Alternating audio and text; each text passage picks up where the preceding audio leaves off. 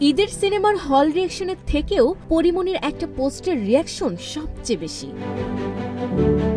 এবার ছোটবেলার পুকুর ভেঙে কাচের বাড়ি নির্মাণের ইচ্ছার কথা প্রকাশ করায় নতুন করে সংবাদের শিরোনামে এলেন এই চিত্রনায়িকা।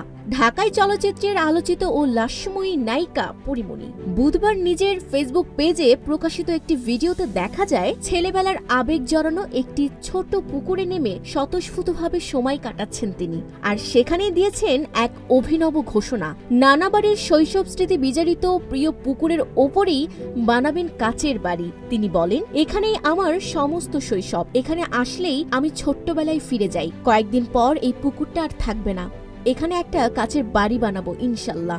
এই ঘোষণার পরই এই ভিডিওটি পোস্ট করলে মুহূর্তেই তা ভাইরাল হয়ে যায়। অনুরাগীদের কৌতূহল ও উত্তেজনা এখন কাচের সেই স্বপ্ন বাড়ি ঘিরেই। তবে কেউ কেউ আফসোস করে লিখেছেন, স্মৃতি বিজড়িত স্থানটি নষ্ট না করে অন্য কোথাও ভবন নির্মাণ করা যেত। আবার কেউ কেউ একে বলছেন পরীর রাজপ্রাসাদ। Sabikun Nahar Sadia, news flash 71। আচ্ছা, ওটাকে যোগ পায়ের মধ্যে